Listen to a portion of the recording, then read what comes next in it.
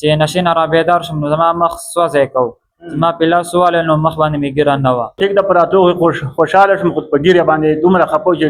ځان له زه نه چې ټول عالم اسلام پې خفه دی. ګرانو کتونکو دا وخت کې د هریچند مندڼي په شوډاک علاقه کې ولاړ یم. زما تر څنګه به دا قاري صاحب تاسو وینئ حافظ قرآن دی. دغه شانتې مدرسې ته روان و چې اوچت کو او واپس چې راغی نو نه ګیره شته نه په سر ویښته شته. کم ناروا عمل یې کړی یو حافظ قرآن سره داسې قسمه کار کول یقینا زه به دا ویم چې غیر مذهبي هم داسې قسمه کارونه نه کوي. تاسو باقاعده کتی شئ قاري صاحب کم ځای نه دا ویښته دغه کړي یخته مخ نه راله لرې کړی او سر نه دا ځای لرې کړی دی او د خپې نه یې راله یخته لرې کړی دی.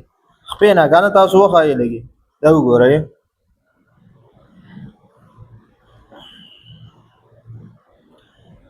واقع راله څنګه لږه مختصر ووایي.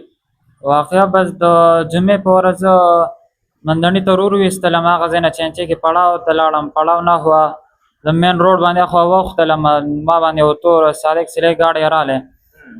بس زه د یو ماشوم ورسره زه د هغې په بهانه باندې وخېجولم وایي دا د مدرسه کې داخله وایي ته موږ سره لاړ شه موږ به خپلو استادانو سره میلاو کړو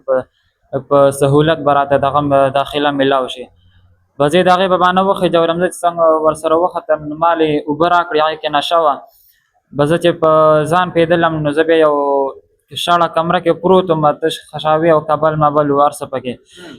زه بیا ما نه بیا دغه مطالبه وکړه د پلار د نمبر یا د مشر ورور د نمبر او ما ورته وویل ما زموږ کور څوک نشته صرف یوه مور مې ده.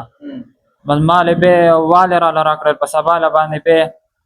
ما لې نشه راکړله زه دې بار روډ باندې ګرځولم را ګرځولم او په دوباره چې زه بیا هغه کمرې ته بوتللم نو زه نشه کړی وم چې نشې نه را بیدار شم نو زما مخ سوځی کو زما په لاس ووالی نو مخ باندې مې ګیره نه وه او سر نه مې راله یخته ویستلې و د خپې یختې مې راله خراب کړی او نور بس هغه سپری په وجه ما د مخ نه یخته لرې کړي و مخ یې مې راله ورسره خراب کړی. قاري صاحب دې نه علاوه نور څه اذیت یا دغه والې درکول او والې مې راکړي دي والې مې راکړي و دا یختو دغه نه د دې مطلب څه اصل کې مطلب ما نو ړومبې سر کې د پیسو ډیمانډ وکړو خو ما ورته دغه بهانه مې ورته وکړله خو بیا د خیلي په مازدیګر لمونځ نه بعد ما له بیا وال راکړل نو ما ورته ویل وال مه راکوي د مشر ورور نمبر در کوم چې ما ورله نمبر ورکړو نو هغوی بیا ما نه لکه د کمرې نه راووتل ما نه لیدل چې زما مشر ورور سره یې خبرې وکړلې بیا ورله دوی پیسې لېږلې وې د ماښام لمونځ نه بعد زه بیا هلته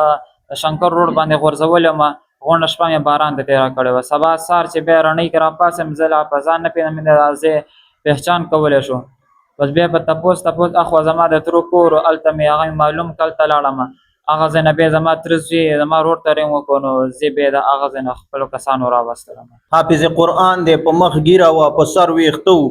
په داسې حالات چې دې ولیدو څه احساس دی کو؟ نو په نور تکلیفونو باندې خفه وم خو دومره نه وم لکه په دې ګیره مبارکه چې څومره خفه شوم او ټیک د پراتو